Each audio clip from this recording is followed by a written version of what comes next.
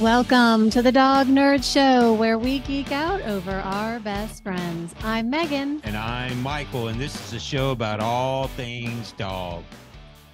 Hey, everybody. We have an exciting episode that we want to share with you today. Today, we are talking all about Brachycephalic dog breeds and potential issues that they may have. And what we're talking about, or we're talking about like your bulldogs, your pugs, the ones that have kind of the squishy face.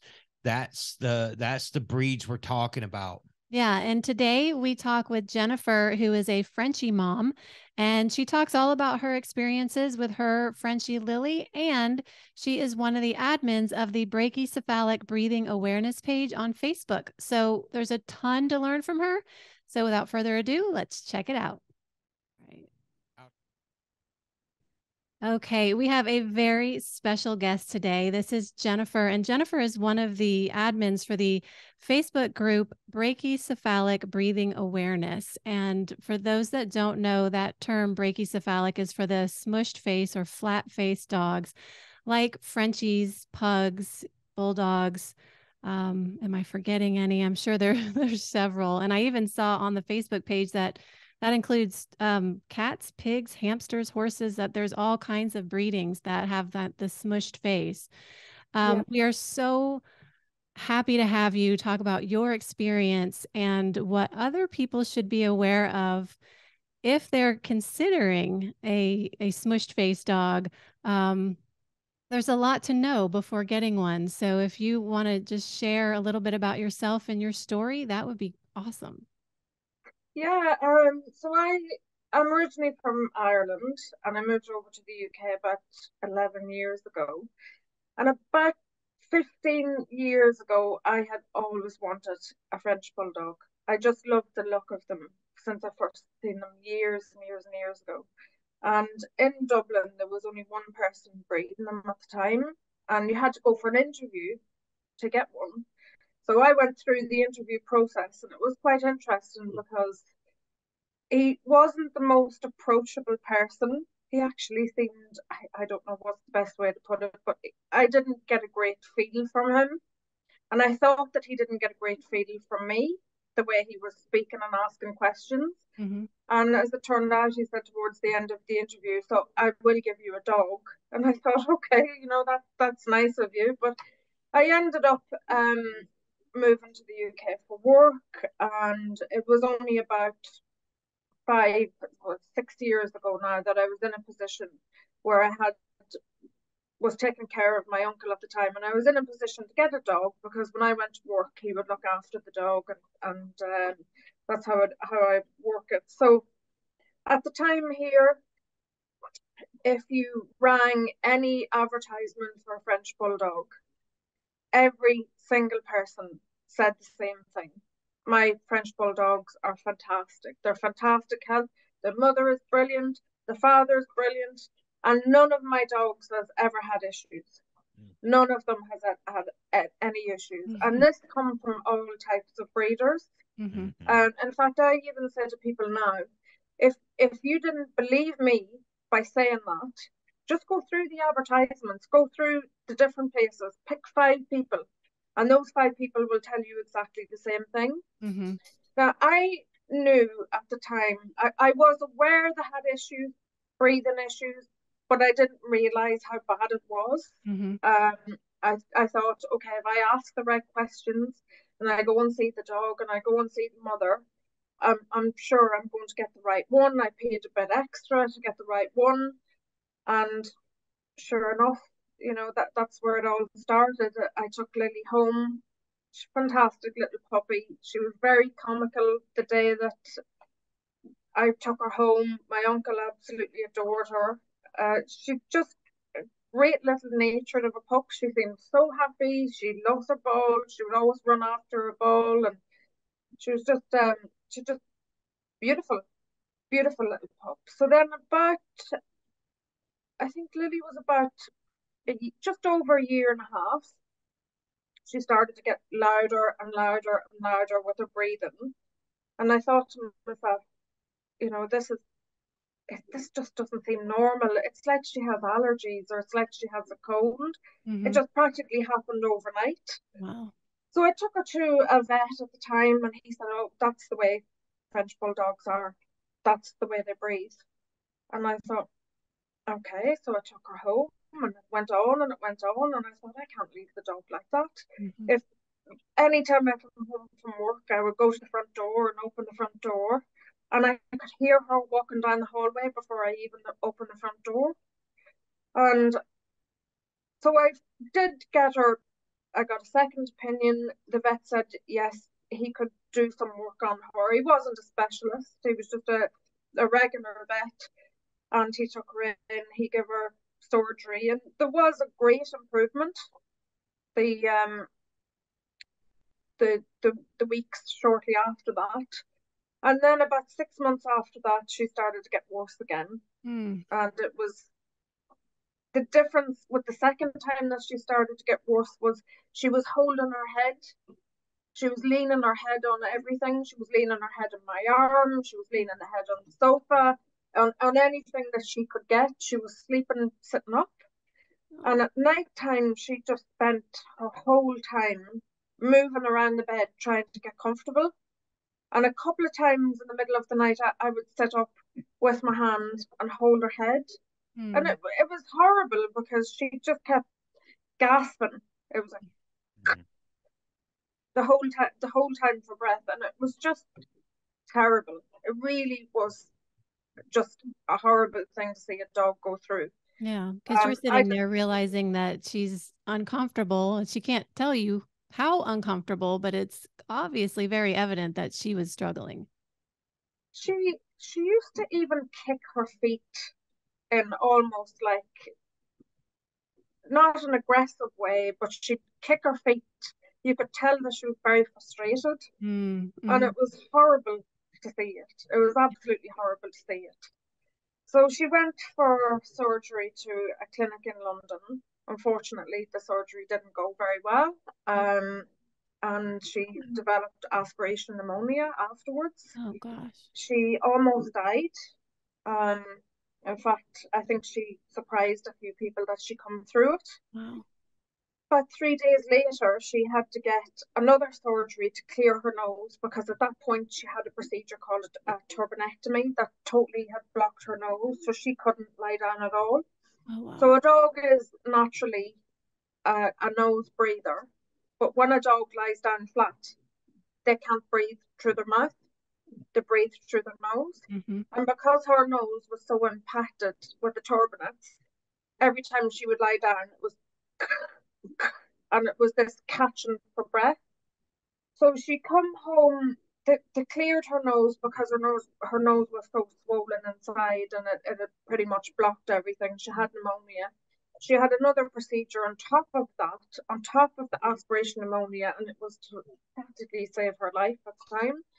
She had that procedure, and she come home with a feeding tube. She got an infection in her feeding tube, which thankfully later went away. But that wasn't the end of Lily's breathing problems. I had to take her to Cambridge University in the UK approximately 11 weeks later after everything had happened, because her nose had filled with inflamed, infected tissue. She was almost worse than she was going in. Oh my God. So they took her in, they cleared that, and they did another bit of a turbinectomy to sort of clear her nose. And she came home from that. And the second that she came home from that, and it's the thing that a lot of people don't think of, it was quite funny. She actually marched me to the kitchen 4 times in the middle of the night because she could smell her food. And I think it was probably one of the first times in her life that she could smell food, because she was always extremely fussy with food. I'd go to McDonald's, I'd get her chicken nuggets. She wouldn't want them. She'd turn her nose up at chicken nuggets. People thought it was hilarious because any dog not to have chicken nuggets, there's something not right. But she loves them now. She's not as fussy with food anymore. She won't eat fruit or vegetables or anything like that. She still is quite fussy, but I can definitely tell it's improved a lot more than just her breathing. So then about a year went past. She developed quite a big lump on the side of her face. I don't think it was exactly breed related. It may have been a foreign object or it may have been something else, but it was just on the side of her face, on top of her ear canal and around her eye. So it was pretty, it wasn't the easiest of surgeries for them to do, but they did it. She recovered from it. And then last year, then she was diagnosed with IVDD, intravertebral disc disease. Yeah. So as it stands at the moment, she's got 2 herniated discs in her back, and she had neuritis, which is a swelling in her leg as well. She suffers from reflux, and the reflux that she suffers from, because of her surgeries in the past, when the acid comes up her throat, it must upset things in there and cause inflammation. She actually sounds worse than almost she did a couple of years ago with her breathing, because it seems to swell everything inside. I've managed to find a few techniques to try and mitigate for that, which has worked for the most part. But if she plays too much or if she swallows the wrong way, she just get the reflux again, and we're back again. A couple of days medication, and yeah, she picks up everything that's going. She goes to daycare anytime they're sick. Or if any dog is sick, she picks it up. She's a very strong little thing. I think she's like a cat, only with 20 lives. Yeah. She keeps bouncing back, which is great. But she does go through it a lot for a dog. That's and tell me again how old she is. She will be 6 in May. 6, yeah. I mean, that's a lot. That's more than our 2 former border terriers went through, and they lived to 17 and a half and 15. You know, that like that's yeah. So our border terrier in Ireland, he unfortunately had to be put to sleep last year. He was 17. Oh. But only visited a vet. He had dementia because he was quite old, and he had to get some teeth out. Yeah. Wow. You can hear her in the background here. So I would think the first thing, if I'm dead set on getting a Frenchie, and I have to say they are just listed the #1 breed in America now. I think it's the first time the lab has been knocked off of the top spot in like 15 years or something. So I'm thinking, if I'm dead set that I'm going to get a Frenchie, you better find good pet health insurance, and you better know what it's going to cover and what it's not going to cover. Yeah, you need to have excellent health insurance. You need to make sure it's a lifetime policy as well. You have to have probably the most expensive insurance policy that you can get. Do you care to give an estimate at how much you've spent on all of her surgeries? Or you don't have to, but yeah, I had to work it out. I was afraid to work it out for a long time, but I did need to work it out a few months ago, and it's at approximately, so far to date, about £27,000 sterling. So I don't know what it is in dollars. I'd imagine it's well over, probably about $30,000. Yeah. That's wow, that's crazy. And that's the thing, is that, we have this discussion about good breeders and bad breeders, or backyard breeders, or puppy mills and everything like that. But I do think that we need to reference even reputable breeders. The standard for these dogs is such that they're likely to have these issues. And that's something that, so we're in Georgia, and I went to the University of Georgia. Their mascot is the bulldog, the English bulldog. And it's interesting because if you look back at there's a graphic that shows they call him UGA. If you look back at UGA 1 versus whichever number we're on right now, like 10 or 12 or something, you can see that the breed back then, it looked more like a bigger Boston Terrier with floppy ears. You know what I mean? Like they were thinner, they had longer necks, they actually had snouts, they didn't have all the folds. Their shoulders were more narrow. And we've talked about the fact that, bulldogs if a bulldog were to try to live in this world without human intervention, they would go extinct because they can't give birth without C-section. So we do have to talk about, what are we as humans doing to these breeds that are causing this? Because there might be some great breeders of Frenchies, but the standard for them still causes these. Well, that I wanted to harken back to something you said earlier. You said you took your dog to the first vet, and the first vet's like, "Oh, that's just how Frenchies are." Yeah, there is quite a few vets out there who just haven't done the specific training on French Bulldogs. And Yeah. and I've even had that with Lily last year about the IBDD.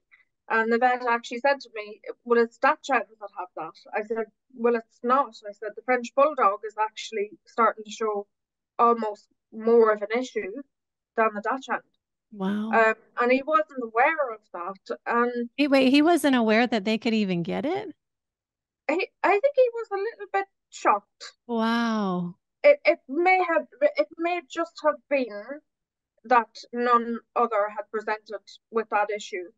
I'm aware of it. A lot of other people will be aware of it, but some of the general vets may not be aware of it. Yeah. The specialists obviously are, and it's very hard for a general vet. I don't know how you say it in America, but it's very hard. It would be very hard for them to understand every single specific breed issue. Yeah. And you can't really sort of blame a vet for that, because otherwise they'd be learning every single thing about every single dog. So you can totally understand that. Yeah. So a big thing with these dogs is you need to advocate for them. You need to know what their problems are, because more than likely you are going to encounter a vet that may say this is normal for these dogs, especially when it comes to the breathing, because it is so normalized. Yeah. Everybody thinks it's normal. Yep. We thought it was normal when we did our interview with the Frenchie. We, the snoring was brought up or the grunt, I think it was snoring or grunting or whatever. And we didn't realize because we were like, oh, that's something they do. Well, yeah, no, they're struggling. So we've learned, and I think that's really important that you mentioned that people need to understand the breed and advocate for it, because you're right. We do know more, because of like border terriers are, you have to be careful with anesthesia, because they're so stoic. They may not look like it's affecting them because they're trying to fight the anesthesia, but most vets aren't going to know that. Our vet was surprised that Strider, she's like, what is she doing? And I'm like, well, she's freezes because she's not used to people like grabbing, holding her and touching her. So she just freezes. And, so there's definitely know your dog and know the breed so that you can help the vet with that. Yeah, because I think that's incredibly important. That it's great that you had enough intuition and like, oh, this doesn't seem right. I need to go to another vet. And because a lot of people have been with the same vet for years and years and years, and they would have taken their word as gospel and said, okay, all right, that's the way they are. And then tragedy could happen. So, and I think that is a lot of what you see is people with their Frenchies kind of joking and laughing about the sounds and the snoring, and they don't understand. If you put into TikTok, if you put into Instagram, if you put into any of these things, French Bulldog snoring, there's hundreds of videos, and they're all with a comical theme, and everybody thinks it's hilarious. And 95% of the comments are people who think it's hilarious. You see these dogs sitting there falling asleep, sitting up falling asleep because they can't sleep lying down. Yeah. And people think this is funny. Yeah. People don't see. And I've been asked this question before, how did I see it? And some other people don't. I don't know. The only thing that I can say is these people are not as close to their dogs as they think they are. And I don't know whether Lily sleeps in the bed with me. She always did. And I don't know whether a part of it is because people don't see what's going on at night. because it is when they're sleeping. Yeah. But then again, people see them sleeping during the day. So I don't know how people don't see it, because it absolutely broke my heart. I couldn't sleep because she couldn't sleep, and it was awful Yeah. to see a dog struggling to sleep and kicking their feet in frustration. Yeah. If people can't see that, I don't know. You know, Yeah. if a child is snoring heavily, the parents going to bring them to the doctor to see Yeah. what's going on. But Exactly. people just are so easy to shrug it off. Oh, that's just normal for the breed. I have it with her. I meet people here all the time. I meet people here, and I met a lady a couple of years ago, and I said, tried to talk. I said about the issues. Oh, well, sure, every purebred dog has their issue. Her dog was worse than Lily was. Wow. Wow, that's that's a shame.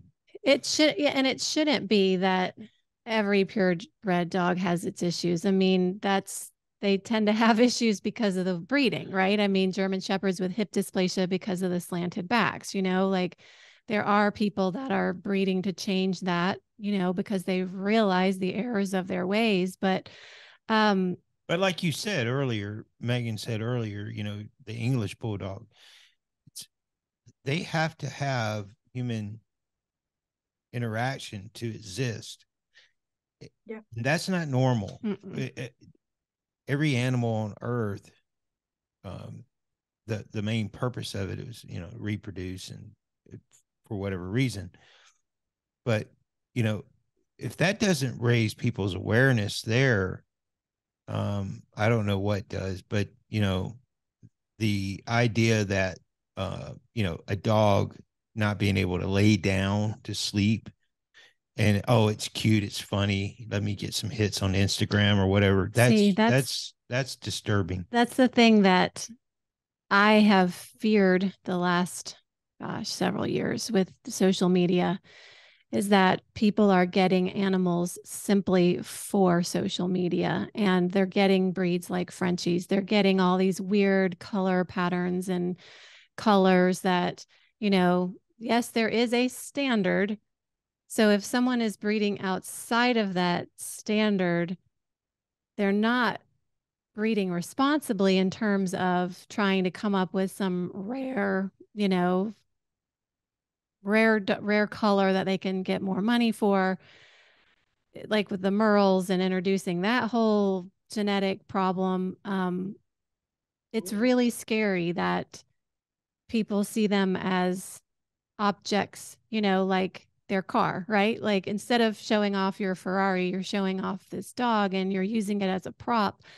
And I think that's why certain breeds are in such high demand. I think that's why the Frenchie and the Doodles are so popular right now, because that's all you see on social media and everybody wants to join in. And it's really heartbreaking because there, once you go down the rabbit hole, in fact, before we got on, I went down a different rabbit hole on the Facebook, the Brachycephalic Breathing Awareness Facebook page, where there's this, I guess, a breeder in the UK and a breeder in, I think, Miami, and they're breeding these Frenchies, and there was a word that they were using, and I think it was because the fold over the nose was so huge. Like there was this massive, and then they were breeding like rough coated, like terrier coats, and then hairless, and it was just like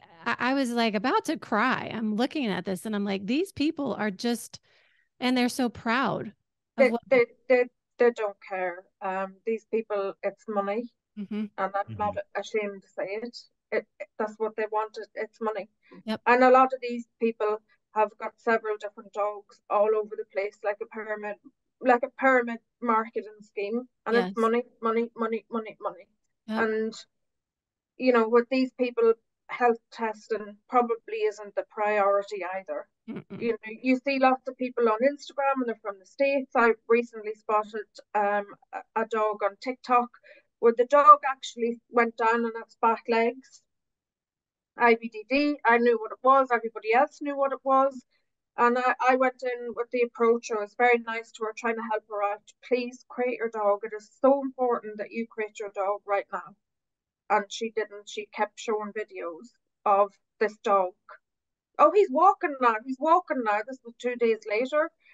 She ended up giving that dog away because he wasn't fit to be a stud anymore after she had him for a couple of years. You know, that you wouldn't do that to your pet. No. I mean, I can't fathom, it's sort of like when you watch certain videos and you're like, why was that being videoed? Why wasn't the person running and grabbing the dog? Or, you see certain things and it's like, it's gone from people just living life and enjoying life with their pets to documenting everything and not understand the dopamine hits that they get when they see how many likes and how many comments they have and how viral they've gone supersedes everything. And I think it's a real problem, especially when I went and I saw those, and I went and I investigated the Instagram pages of those two people that were working together, from here and from the UK. They're pictures of them with Ferraris and this, that, and the other thing. And it's like, yes, they could be renting them, but, they probably are making lots and lots of money off of these dogs. I even heard somebody we did interviews with different breeds at a dog show, and I had somebody there tell me that there are literally like yachts that park off of the coast of Florida that are like puppy millers from international places. I don't know where they come from. And they bring the dogs in as if they're like companion dogs, but they're selling them. And it's like, it boggles my mind how much money there must be made in this racket. Because if you're parking a yacht off of the coast of Florida to sell dogs to people, like it's not cheap. No. There's a huge amount of money to be made in breeding these dogs. Yeah. And it's frightening when you see some of these people are dealing with a hairless breed or a pink Frenchie or a lilac Frenchie or a fawn or what the names of them, they're just coming up with lavender Frenchies. It's crazy. Yeah. Some of these dogs are fetching, £50,000, maybe even more. 50,000 pounds. Wow. I know I'm wrong on that number. I think it actually could be more. Wow. That's incredible. I know when I was working with a woman here, we would go undercover into a pet store. I guess I just blew my cover. But she was really big into trying to shut down this particular pet store. And they, at one point, and this was probably a good, like 5-6 years ago, they had sold a lilac Frenchie for $10,000. And at the time, that was their largest sale. Apparently it's way more than that now, but like, I think the red flag for people should be, first of all, if the breeder has any color that's not in the standard, that should be a red flag, because the lilacs, the merles, the pinks, for God's sake, hairless, and these new things that I'm seeing with the shaggy hair, that right away should be a no. A pet store should be a no. People also need to know that these websites that look slick, it could very well be a puppy mill, and it probably is, because if someone's going to ship you a dog without meeting you, it probably the thing is. about it is, it is so easy for people to make money with these dogs, and a lot of these people who are buying these dogs are buying them to breed them. And they know that they're going to triple, quadruple their money probably on the first litter of puppies. Yeah. And people have to understand that these people don't know what they're doing. Like, you don't just breed dogs because you want to make money. In fact, any sort of heritage or responsible breeder of dogs, like we've talked with some of our terrier people, they don't make money. You know what I mean? Like, they may breed their dog once or twice a year, probably once. Yep. And then, there's all the vet care. There's everything that goes into just getting a litter, healthy and well. So yeah, the fact that people are making money with it should make people want to run for the hills when they talk to a breeder like that or see a breeder like that. You know what I mean?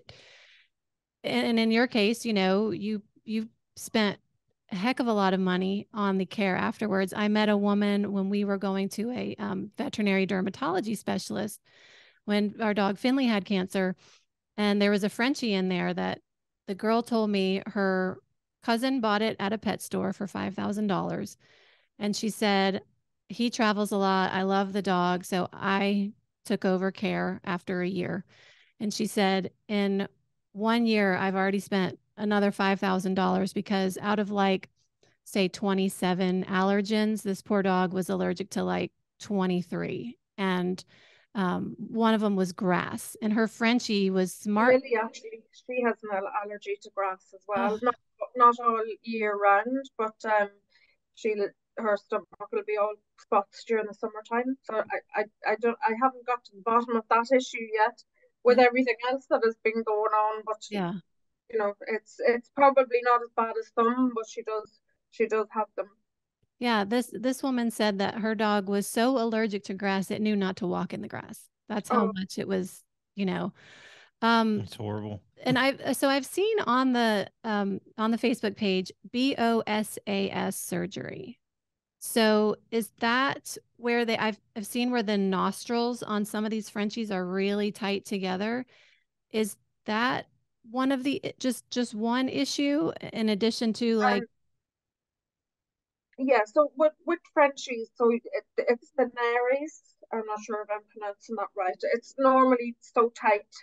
It's like it's supposed to look like a comma, but Mhm, the widest part of the comma is supposed to be at the top. mhm, But if you look at a lot of Frenchies, they're like little slits. mhm, That's only an indicator. It's what goes on behind that is yeah, what the issues are. So their palate could be thick, it could be long. Sometimes it'll need to be thinned as well as shortened, mhm, or palate photoplasty is what they call it. Sometimes their saccules may be averted, and sometimes their tonsils maybe may need to come out as well. And the other one potentially that they might have is where they're impacted turbinates. mhm. So it's like little fleshy bits in behind the nose that swell up and pretty much block the nose. So Yeah. that's what Lily had. It's one of the rarer issues, but it's the one that causes the sleep apnea the most. Mhm. Hmm. These dogs when they do have it, and then some other dogs, just their trachea is just so thin Mm. that there's just not a lot that surgery can do, Mhm. and surgery will never fully fix these dogs. Mhm. I know people who would buy these dogs and say, "Oh, I'll just get the best kind of insurance there is," and they think that's the answer. They Mm-mm. don't think about watching the suffering before that, the Mhm. aftercare afterwards, and more often than not, it never resolves these dogs fully. Well, that brings us to, so say somebody's out there and they want a Frenchie. And what are the things that people need to look for when considering a Frenchie? Or would you even before even answering that, would you I know you love Lily and you love the breed. Do you feel like you would say, yeah, you can still get one and you can find a healthy one? So there's, I guess, two Um, Yeah. questions. from everything that I've been through with her, and from seeing everybody come into the group, there's nearly 20,000 people in that group now, and nearly everybody who's in there has some type of issue. I don't recommend anybody to buy these dogs. Mm-hmm. I I just think it's not fair. Mm-hmm. Right. You can have the best insurance policy in the world. You can have the best surgeon in the world. You can have all the time free to deal with it. But it's watching that suffering and staying awake and holding your dog's head in the middle of the night so that your dog can breathe. And they're quite risky with anesthesia as well, so there is risks there. Personally, I never ever would have thought I would have ever paid money to watch a dog suffer.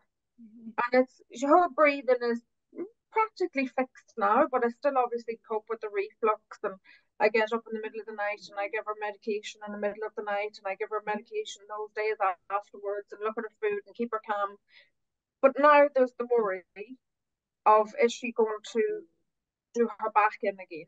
Am I, every single morning I get up, I'm just hoping that she's using her back legs to walk. She's not allowed to use the stairs. She's not allowed to jump off the sofa. She's not allowed to jump up onto the chair. And, that's hard to control a dog like that. I was going to say, that's and not all she easy. wants to do is play.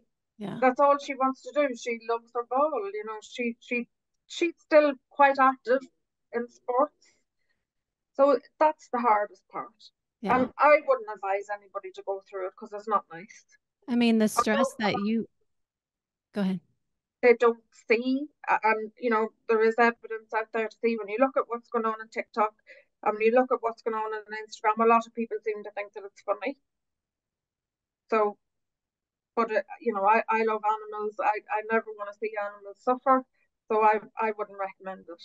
Yeah. I do know some people, if they do want to get a dog, they need to look into the BOAS assessments. They need to look into the proper breeding. They also need to have the test for the IBDD. The breeder should have X-rays. The breeder needs to be telling people what the issues are. The breeder needs to be aware of them. There's a lot of breeders out there who haven't, and they're not aware of it. And I don't know. There's even, I did a question set in a group once, and it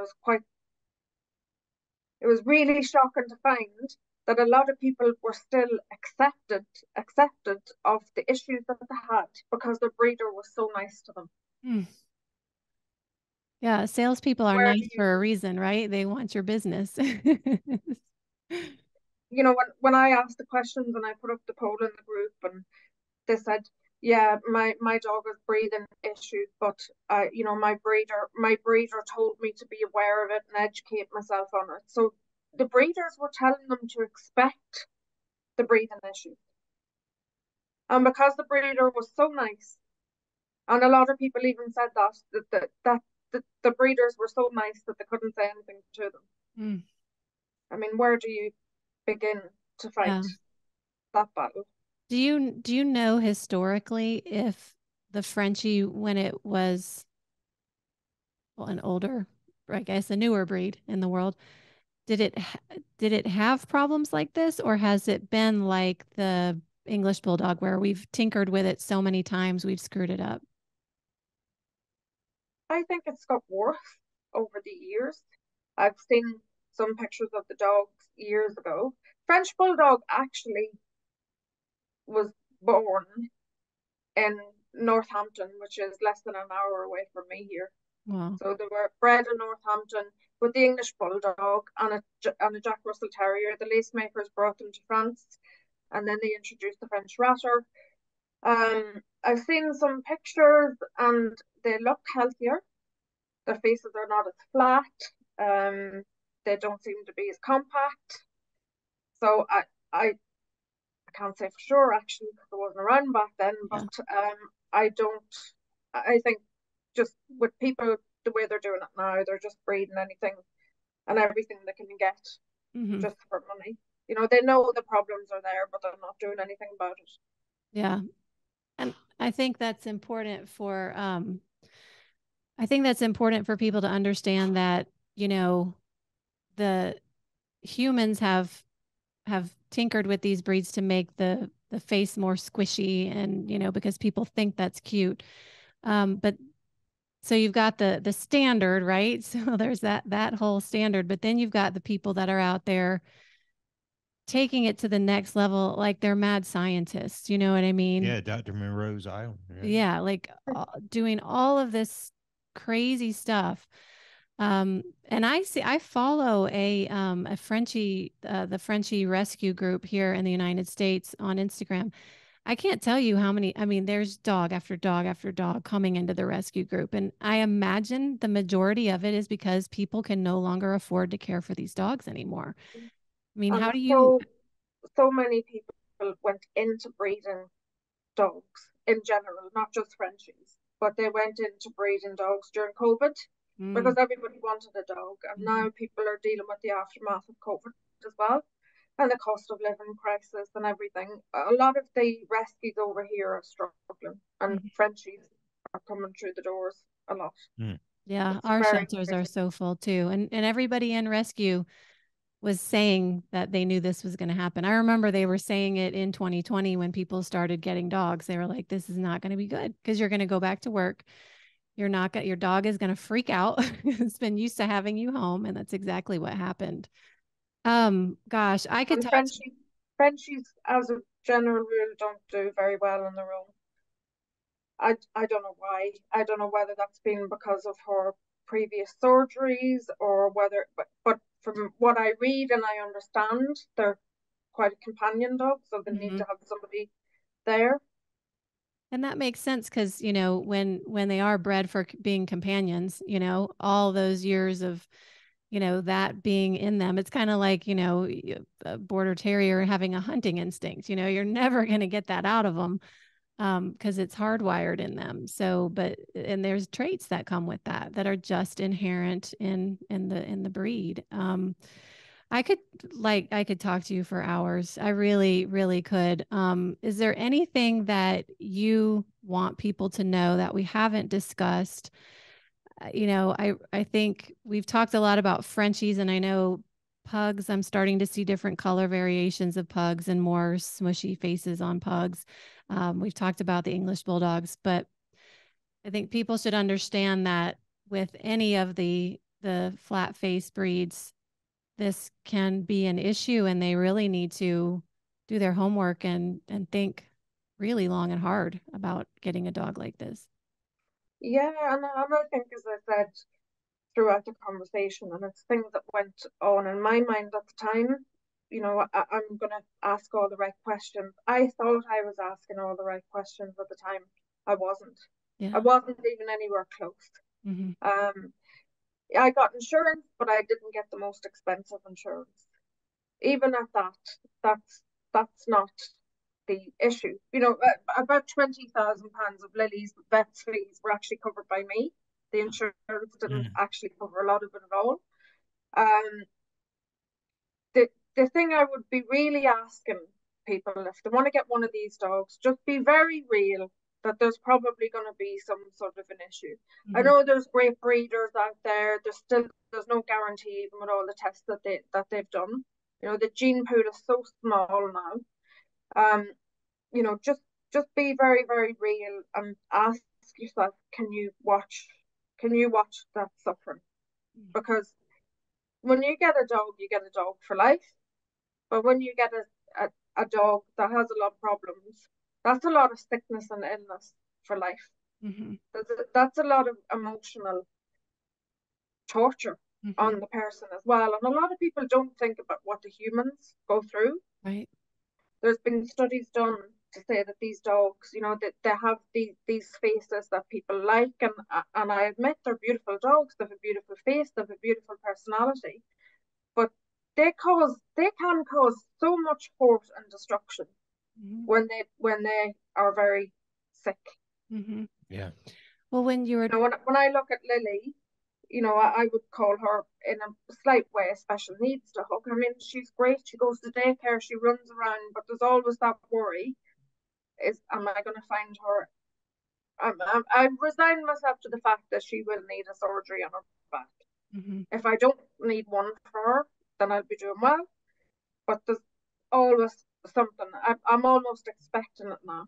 Yeah. Which is, it's just bad for an owner. You shouldn't. When you get a dog, it's supposed to be a great experience, a happy experience. With a French Bulldog, it is stressful. Very, very, very stressful.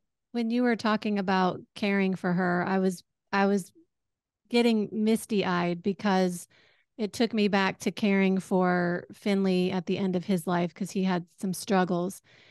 And that was only a short period of time, thank goodness. But it's hard. It is so hard to see them, you know, suffer in any way. We expect it as they get older, you know, especially when there's something like cancer or dementia or whatever. Yep. But to go through it for, you know, the majority of her life. That's got to take an emotional toll that really people need to understand that. And, you know, we don't have children, but what if you have children? Then the children are going to go through that as well. You know, everybody in the family is going to go through that. So I think it's very important that people understand that. And, you know, uh, I would just wish that people would choose a dog that fits their lifestyle instead of the way that it looks. You know, like if people would just do that, you know, pick a dog that suits your lifestyle. Don't worry about what it looks like, what it's going to look like on Instagram, how popular the breed is.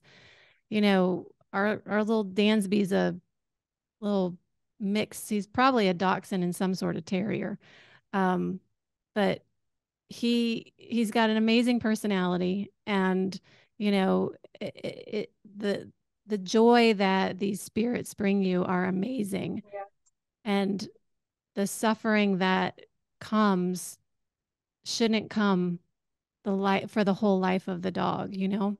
Well, Yeah. I just want to say, you know, Lily couldn't have been more lucky Yeah. to have you as her mom. So, you know, thank I, you I, for doing I, that. I do often think that. I always think if I could reverse the clock, what would I do? Um, and I would still take her because I know her, you know, but Mm-hmm. it's such a difficult fight in the back of my head because the other thing I do say is I am so glad that I got her Mm-hmm. because I honestly think that if somebody else had got her, I know for sure she wouldn't even be here right now. Yeah. Yeah. And she's an extremely intelligent dog. She loves people. She loves strangers. She loves the postman. She runs and gets a ball for the postman. She's a Oh, beautiful nature, you know. And it's just, I just sometimes I keep looking at her and I think, why did she deserve that? yeah. Mm. You know, Yeah. But she it, got you, and that's so, like, you are such a great advocate for her and for these dogs. So like big hugs from us to you because you're just amazing. And to if we can help in any little way to help educate people about this so they understand what they're getting into. But yeah, it's your your voice is big, and that's because of her. So she and is. that's why this is why I said I do what I do within the group. And you know, unfortunately, I was put in a position where I had to learn, and I had to learn fast, Yeah. Yeah. and under panic on a few occasions.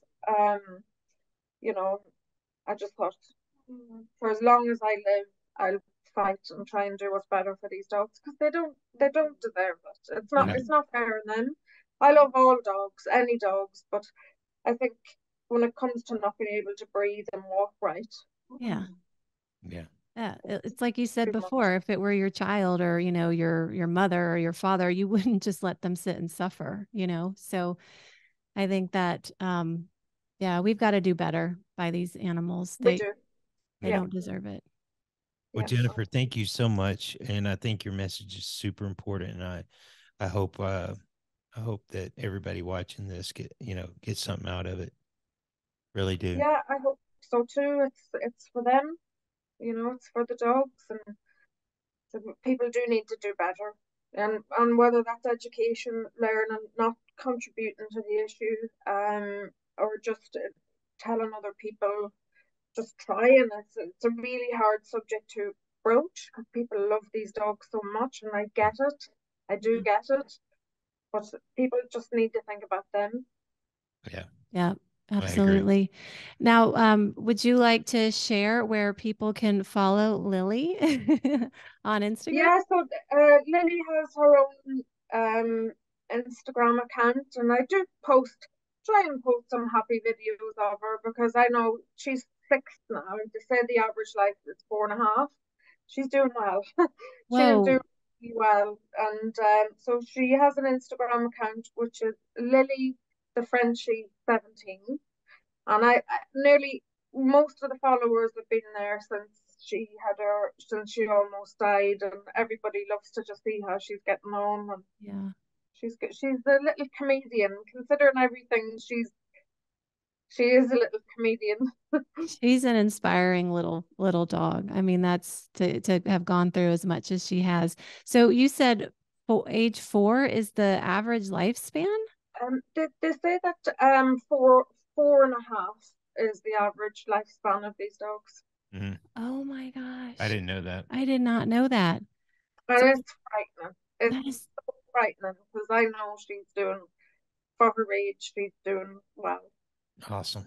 And would you like I know the Facebook group is private. Do you want to share that as well, or anywhere else people should go Yeah. for? So we have a Facebook page called Brachycephalic Breathing Awareness on Facebook, and people are welcome to come into that group for education. You know, the information that we share in that group is all fact, knowledge based. The admin team, we've got 2 vets on the admin team. We've got a board certified neurologist, and we have a vet as well. And then we have a couple of other people who are like me, owners, and who've had to learn. And any information that we give, we get it from the specialists. We're actually quite closely linked to some of the specialists. I'm quite closely linked with Cambridge University here. I know Heather is closely linked to Germany. And yeah, the information we give is fact-based. We have quite a few vets in the group as well, and we're just there to help. The group is there to help people either pre or post surgery, and it's just to help people learn as well, educate themselves about the issue. And it's such a really long battle to go, which is just a shame, you know. And I think it's sad to see them #1 dog now, but they've been #1 in the UK for the last couple of years. Okay. Hopefully we just need to do better for them. But we welcome people into the group, and we'll help them out as much as we can. I'm in the UK, the other guys are based in the States, so there's somebody there 24/7 if there's ever an urgent issue, and we can advise people where to go, and you know, sort of what questions to ask their vets, etc. That's awesome. That's a great group. And I saw that vets will chime in and say, vet here, and they'll give their response. So It's great. it's a wonderful resource. So thank you for doing that for all of those families. So thank you so much. We really, really appreciate it. And wow, that was a lot of learning in that episode. Yeah, I think so. I think it's a very important episode that I hope a lot of people get something out of. What she went through with Lily. I mean, some of those numbers that she was quoting out. I mean, that's unfortunate, but numbers of costs, and then for the healthcare, but then prices people are paying for these dogs. It's crazy times. So yeah. We always say we love your comments, and we know we're going to get a lot of them probably on this one. We probably stirred up some stuff. They might get spicy, but just we're all here to learn. We want to learn from you and your experiences, and we hope this helps people who might have a dog that is struggling. Yeah, absolutely. And tell them who we're sponsored by. Yes. So this episode is sponsored by the Riley Carson book series. Riley Carson is like Nancy Drew meets Animal Rescue. And you can find out more at RileyCarsonSeries.com. You can find us everywhere on social media at Dog Nerd Show, and drop us a line, dognerdshow@gmail.com, if you would like to be on our show. Yep, absolutely. And guys, hey, if you don't mind and you like this content, give us a thumbs up. It helps us a lot.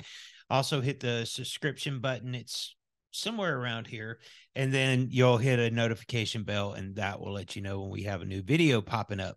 Absolutely. So thank you so much. We love y'all. We appreciate you watching, and until next time. Bye. Bye.